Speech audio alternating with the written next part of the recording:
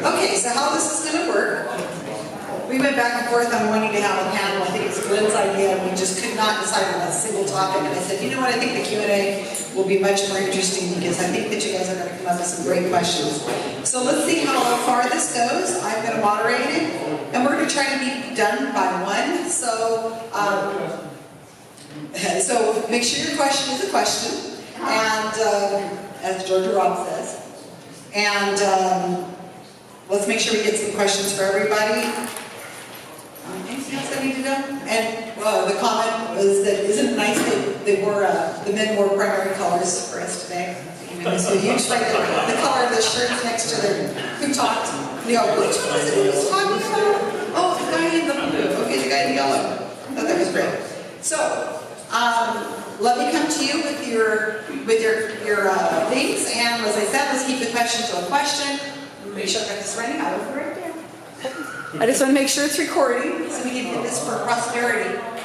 Okay, so Leonard, why is the position of an agnostic not more closer to skepticism than atheism? Great question. I never said it wasn't. I didn't, because there are no agnostic organizations. That's not something that people organize around. It's not an identity. There is no agnostic movement. Good point. Okay. That was the whole point. Okay. If you're going to say, I don't want these people associated with me, if there aren't any people that associate that way, then it doesn't matter. And then, of course, the definition of agnostic. I think the correct definition, which is what the person that coined the phrase, the word meant by it, and it's one of the few cases where we actually know what the person that came up with the word meant by the word, is that the idea of God is so fuzzy that you can't know. It is the opposite of Gnostic, of knowing. It is unknowable. Skepticism, the idea is, your point of view can change as you get the knowledge. So right. If it's an unknowable thing, then that to me seems like that would play more into skepticism. Like unknowable is, of course, a problem. We'll reserve our opinion until the information is in. Except with agnosticism, you've decided that the information is never coming in, which makes it a problem. Over here? Oh, good. I'm supposed to stand up for a camera. No, I just. This is mainly for Leonard, but I've got another comment for Jill afterwards. Leonard, we were kind of grumbling here at the end of your presentation because we felt cheated. It was like anticlimactic. You were saying how you were going to present this real contentious question, and then you put one up and you say, no, that's not contentious. Then you put another one up and you say, no, that's not contentious. No, the conclusions. And it was like, oh, the conclusions were not contentious. What's that? The conclusions were not contentious. Those two conclusions were not contentious. But did you actually have a contentious question? Because you were kind of building up to it. If that's what it looked like, I'm sorry. I was not trying to build up to any contentious question. I'm a mild-mannered also newspaper. To plug my drawings, I've got some illustrations of God and why she is not supernatural. And it's all perception, and Jill should appreciate these. Lunchtime. Thank you. Okay.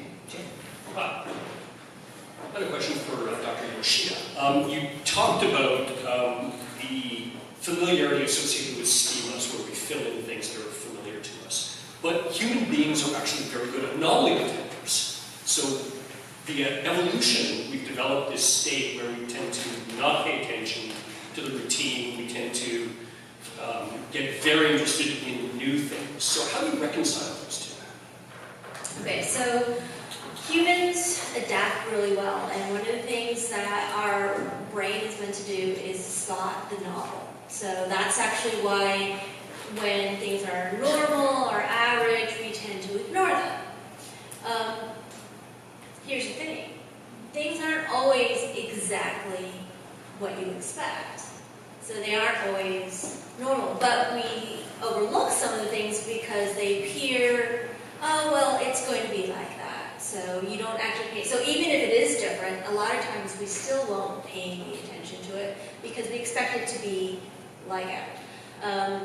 Give you an example. There's something called change blindness. Change blindness is where things change, but we're unaware of it. So you could be in an environment, something changes, and then you're just not aware of it. Not because you don't want to know about the change, it's just because, well, it's something we might have expected or not out of the ordinary, and so we just don't see it. A lot of times people don't even realize that's going on until they realize, oh, when did that happen? When did that appear right there? It's the funniest thing in class when students realize something's different. They don't realize it until like halfway through the class. And it's because they didn't expect anything, so they didn't see it. And that's where change blindness comes in, is we don't always see things as they change because of the schemas and expectations. So even if things do change and are outside the normal, we may not even see it because of what our expectations are. So that's one of the funny things about things, is that we are supposed to recognize the novel and things that are different, but sometimes because of our expectations, we don't see it anyway.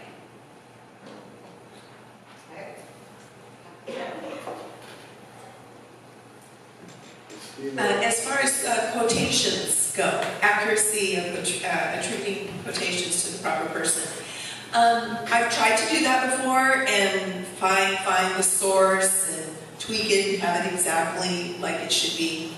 But in this day and age, things that are posted on the internet, where most of us go to look, are incorrect. The sources are incorrect, alleged sources. Or things that profess to be the quotation website. So besides going to you, Arlen, what should we do? Should we say allegedly attributed to, or non-sourced, or what should we do? Well, what I always did was, when I was writing the quotation quiz column, was, I verify each and every quote, because I knew there were so many that were misattributed. And what I did was basically rely on, websites that I knew were reliable. It's been a while since I've gone to them, so.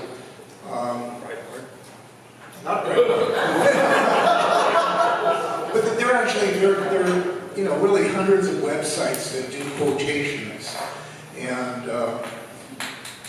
check with me later, and I'll come up with a list for you. But off the top of my head, I can't think of any. But there are some that I just know are reliable, and I stick with it. Yeah. Good. So there's a sort of, as a general rule, most of what you find on the internet is wrong. That's what Lincoln said.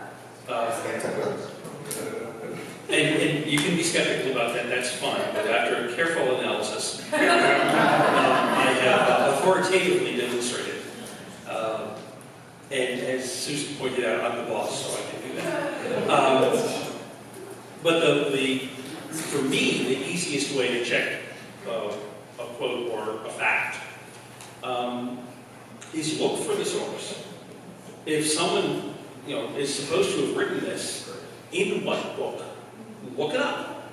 If it's there in Google Books on a photo facsimile of a page of the book, then yeah, it's probably real.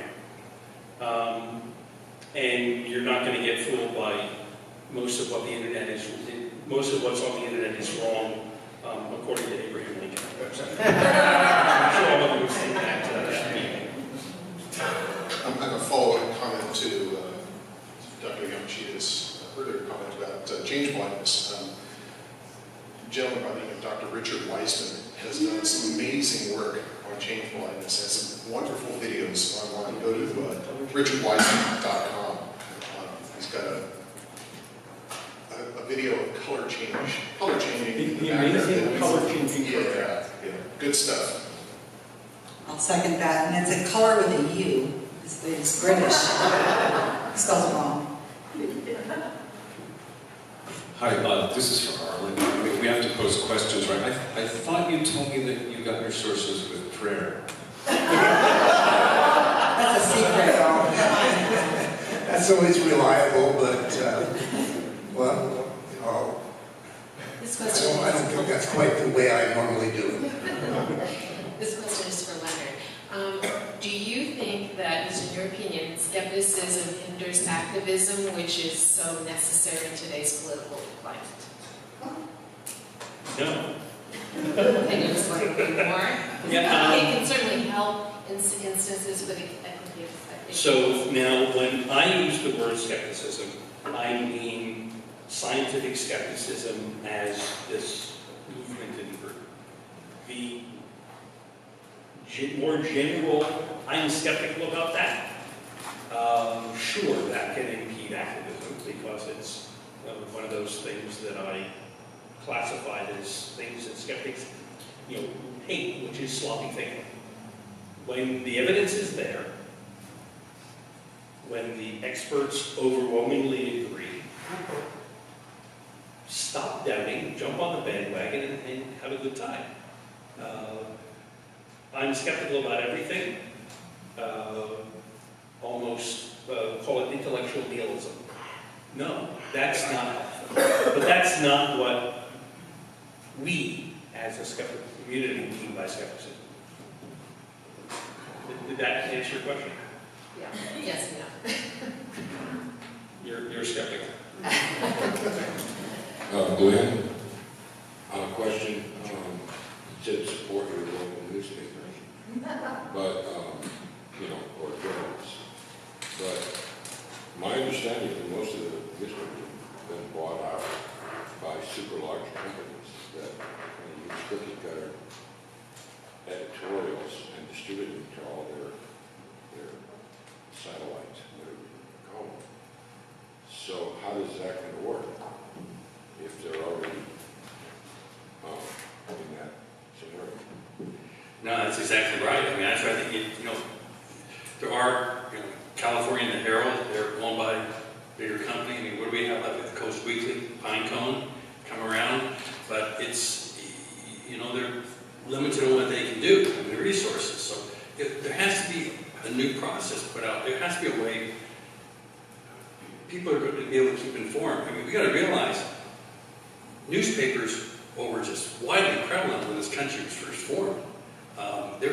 Every village had a newspaper, and they'd be popping up all the time. A lot of them were very partisan, and they stayed partisan until after the Civil War. You'd have the Democrat and Republican newspapers. Now we're getting that almost now with cable news. They're breaking down that way, and so locally, these newspapers kept things going locally, but they've just, as you say, now they're out for owned by corporations that don't have any interest, that don't have a stake in a community.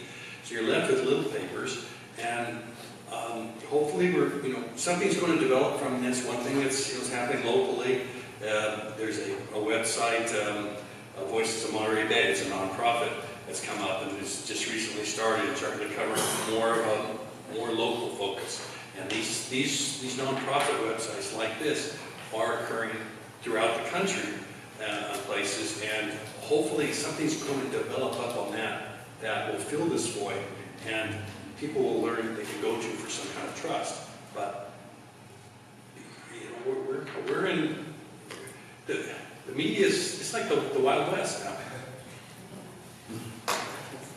I wanted to point out that I really loved your slide, Glenn, too. The one with the squares on it, because whenever I was reviewing your slides and put them on the PowerPoint, I thought there are 2, 3, or 4 huge big squares in there that are just black, and I was wondering what you were going to do with that, but I thought that was a really fascinating way of illustrating how your vote works. I just want to point that out. Okay, Glenn, I want to call you on bullshit. You just spouted false nostalgia. There never was an era when there were free newspapers that were unbiased. You were harking back. I don't think I said that. They have always been controlled by the mill owners. They have always been. You say it's I gotta call you on that because I never said that. And I was, Well, okay. You are saying that this is new. Okay, hang on. I was here when you said that. You said that it's new, that they're owned and biased. News has always been biased, and the reader has always had to value it based on the I made that statement saying that they were, back before they were owned by, Democrat and Republicans, before that, and so yes, there's always some bias going into there, but it's been worse at one time or another. But the point is, there was information out there in the past, which has been my point, making across, where people could be informed of what was happening locally and developments that were happening by city councils, boards, supervisors, school boards, other bodies, and what actions that they were taking. We don't have that information out now. I think more information is available now than it ever has been in past history. You can see actual videos of your city council and your commission meetings if you want to see them, which were never available before. And until railroads carried the newspapers, all newspapers were local. And I just think there was a great bit of sweeping assumptions about the past that were in New York. Maybe I overstated it because I was yapping, but there's a false nostalgia about an imaginary past, and I don't expect skeptics to say, well, now the corporates of this vague conspiracy. You still have local reporters reporting local news. And I know none of you subscribe to newspapers because I know you don't read it. And our newspaper had a story about Crescencio Padilla, who built civil rights in this community, founded LULAC, and his death. Very important things occur in our corporate-controlled, assembled newspapers that nobody subscribes to. It's just a part of it. It's not the truth. So I expect a higher standard. Well, you're misrepresenting and misunderstanding what I'm saying. I think it's really clear because I haven't said anything up along that line. But yes, there is information out there, and it's great. You can watch, you can go and see these meetings now. They have cameras, board supervisors, city council. But that's the point I made earlier. There's a certain elitism to that too. Not everybody has that time. Before, the average person could open a newspaper, read what's going on, and see things are happening here, and get, just have a grasp of it. Now you're left to people who have a lot of time, real special interest in it, and that's a small portion. Look how many hands when I asked earlier. Almost every raised their hand say they voted. There were, out of 60 people, 6 or 7.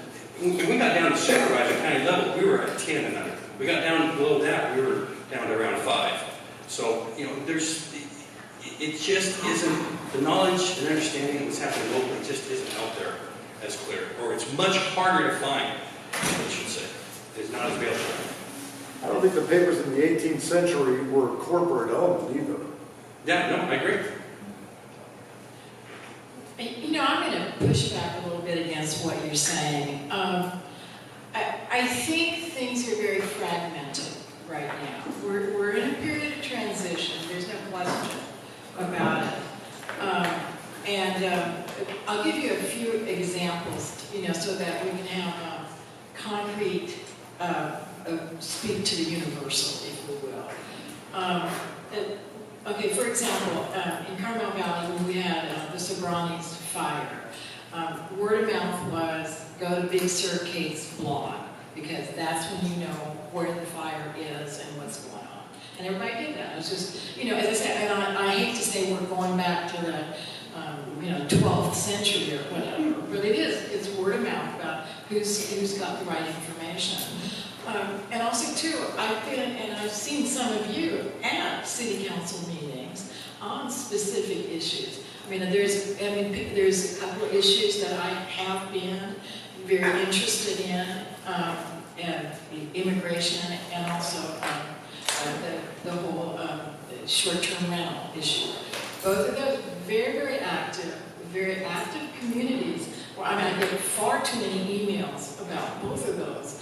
And I've been at Salinas city council meetings. It's packed. P-A-C-K-E-D, packed. And I'm telling you, those people are not 100% rich and upper middle class people who have nothing to do. It's just, there's a lot of stuff out there. What I think is happening is things are very, very fragmented. I suspect that we will coalesce around something else. Maybe the Voices of Monterey made something like that. I think there's no question that, at least in my mind, that one of the problems is the bubbles that we all seem to live in, where we only get the information that we want from the people that think just like us, and that we don't necessarily have a real public dialogue as we used to. And sorry for going on and on, but I think that needs to change. It's a very nuanced issue that you've brought up. No, I agree with your comments right there, and you're very right on that. This part thing about the newspapers is very and it's a great place to get baby recipes. Great barbecue baby lunch. Jenny's got to say something about baby. I'm not asking about that. First off, Dr. Yamashita, I enjoyed the part of your talk where the gorilla walked through.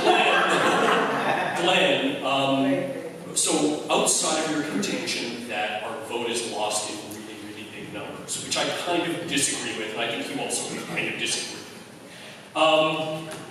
One of your contentions is that in America, our attention is spent disproportionately on the federal election, where our vote matters less, which I completely agree with. I'm wondering how you think that's affected by parliamentary systems. So, as you know, I come from Canada. My Canadian friends are always shocked at how I vote in this country, and vice versa, because in Canada, we vote for one person family. We don't even vote for the Prime Minister. We vote for our Member of Parliament. And then the Prime Minister is the member of the party with the most members of Parliament gets to decide who the Prime Minister is. I vote for one person provincially. I vote for one person locally. So my attention is probably about even across all of those. I don't have to spend a lot of time deciding who my dog catcher is. I don't have to decide, every proposition. I vote for people who do that. So I'm wondering, how do you think a parliamentary system affects that? I've never lived in a parliamentary system, obviously. I think there's a lot of great benefits to it. There's a lot of problems with this system we have right now. The United States is the only system. Its system is almost really unique. It's been copied in South America in the past. It tended to evolve into authoritarian systems.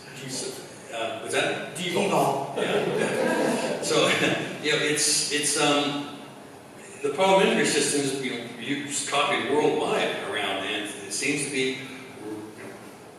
relatively effective that way. So yeah, there's a lot of good things to the idea, and I think your point is, who was I talking to earlier? It was Paula. As you made a comment about, you go and you vote, and you look at 20 judges on here, and you're going to vote, you don't know anything about them.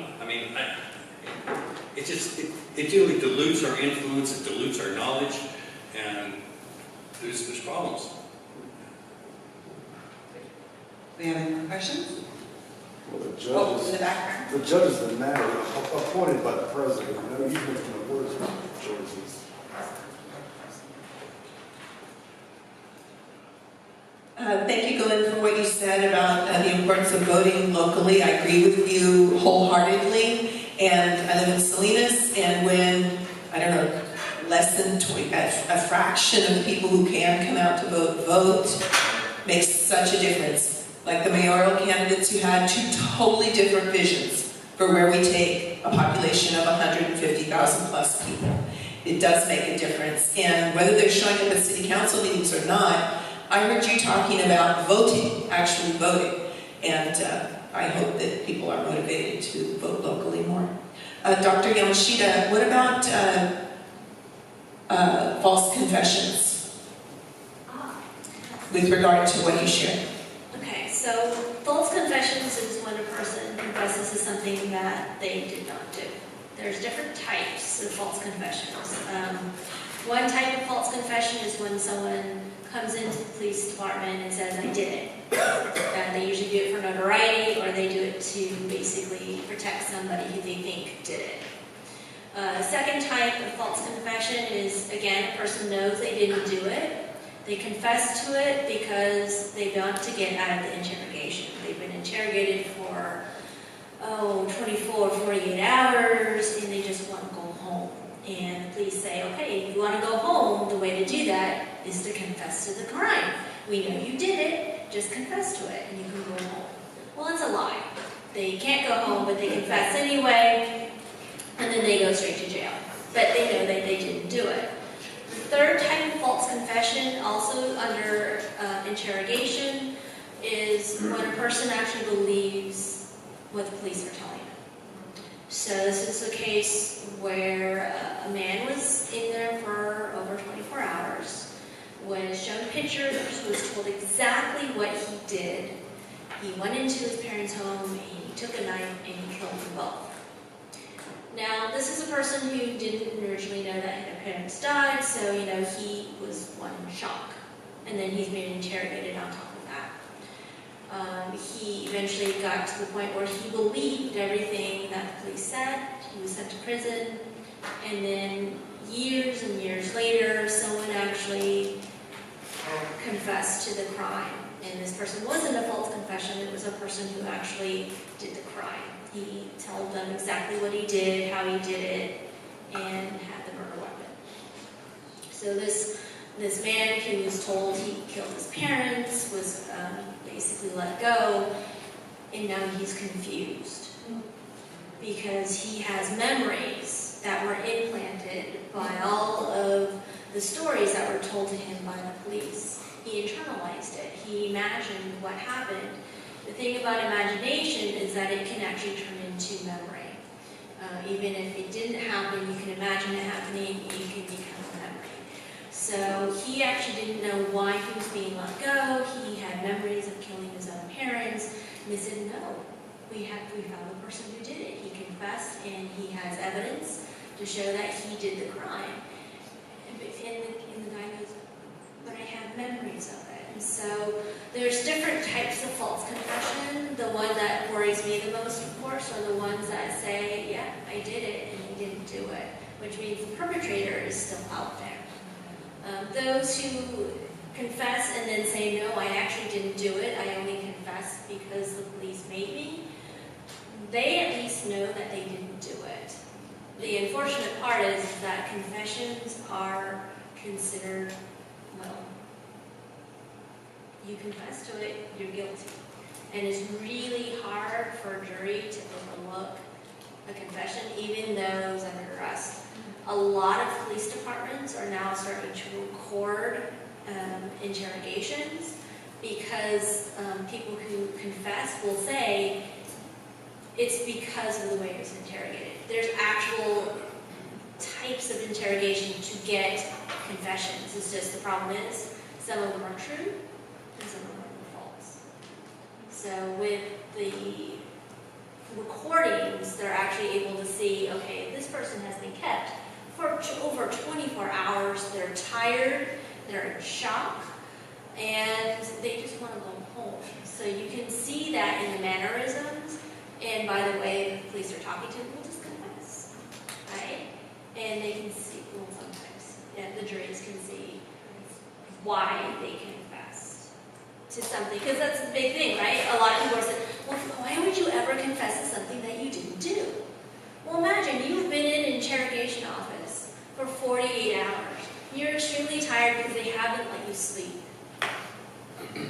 They're controlling the whole entire situation, and you can tell them 96 times, I didn't do it, over and over and over again. But they have the mindset of, but you did do it. The police in their head, they think that they're actually have the culprit, which is the problem. Because if they don't have the culprit, and they don't believe them 96 times, the 97th time they might say, I did it, not because they did, but because they are so tired of being asked the same question, that they just want to go home. Dr. Yamashita, you spoke a little bit in response to a question about very young children and saying having their memories altered. Are there any studies about older children with Is the effect the same? Is it the same size? Or are they more or less likely to remember things, especially from, when they're children? I don't know. I do know that most of the studies that are done on children are done around the preschool age. The older children, say 10 to 15. Unfortunately, I don't know of many studies that have actually looked specifically at that age group. That's a great question, and it needs to be looked at to better understand it. But right now, we mostly understand the very young children because of the fact that they really do want to please the adults around them. By the tween ages, they don't really care whether or not they please the adults all the time, right? Some of the time, sure, but not all of the time. So they're at least more willing to say, no, and just leave it at that. And a lot of times they'll get to the point where they'll say, hey, why do you keep on asking me the same questions? Little children don't ask those kinds of questions. Older children, I've already answered this question. Why are you asking me this again and again and again, right? But the thing is they really haven't looked at the older children. And that would be something that should be. Or I haven't read the articles. These are all great questions, so I'm going to cut it here because the pizza has just driven up. And once they walk in here, nobody's going to be able to concentrate, I don't think. So I would like you guys all to thank our panel.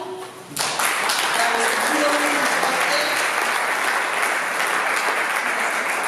One of the things, so they're going to be available for during lunch if you want to talk to them probably again. I'm sure that you can talk to them about more questions and mingle. We're going to reconvene at, we're going to say probably 12:40, something like that. We're going to do some mentalism.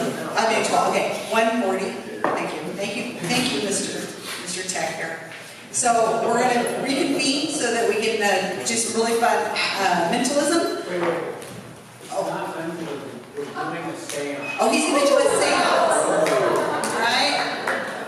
Are the walls going to bleed, Mark? I can't guarantee it. Okay, all right, so stay tuned if the walls will bleed. Mark is an expert on sin. It's up to the spirits that are with us.